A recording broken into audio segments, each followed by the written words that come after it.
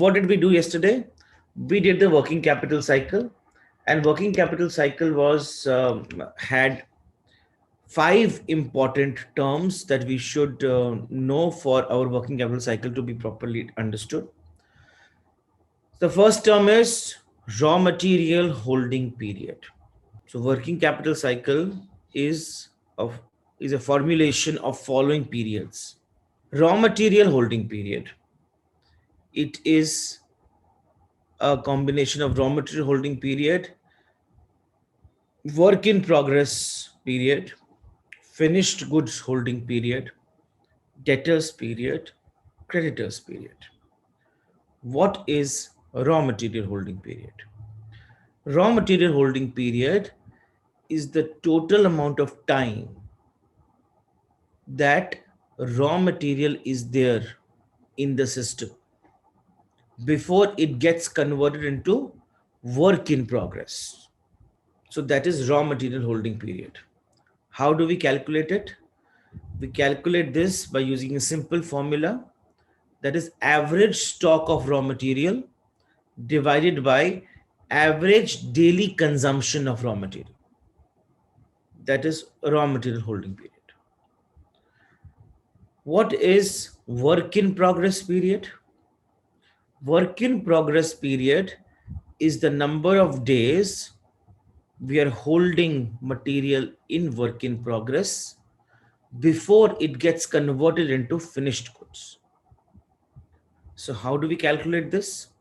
It is the average stock of work in progress during the year divided by average daily cost of production. That is work in progress period.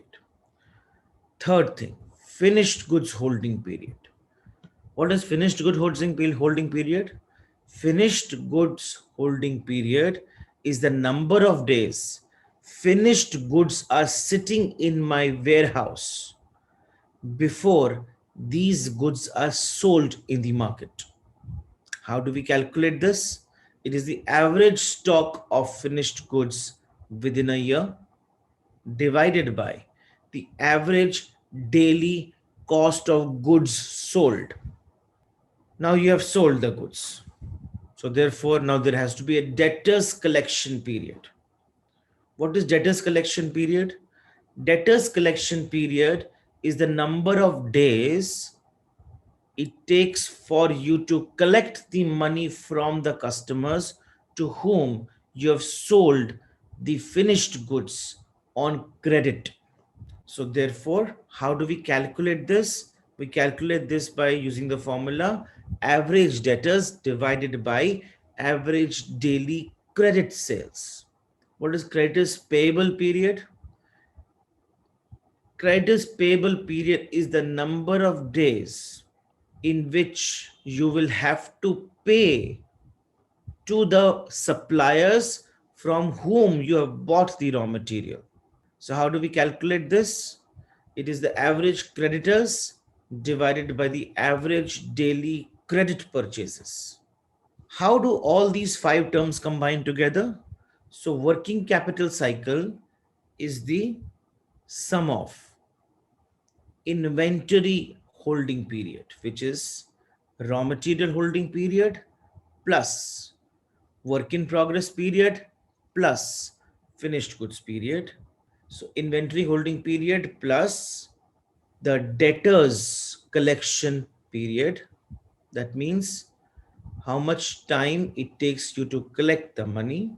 So this is the money collected. It went out in the form of raw material.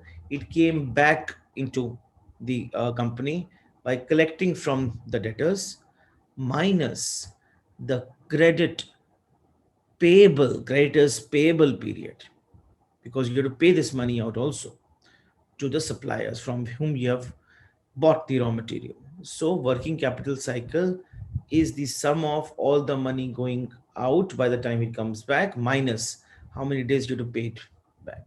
So when you calculate this number as raw material holding period plus work in progress period plus finished goods period plus debtors collection period minus creditors payable period. what you get is the working capital cycle.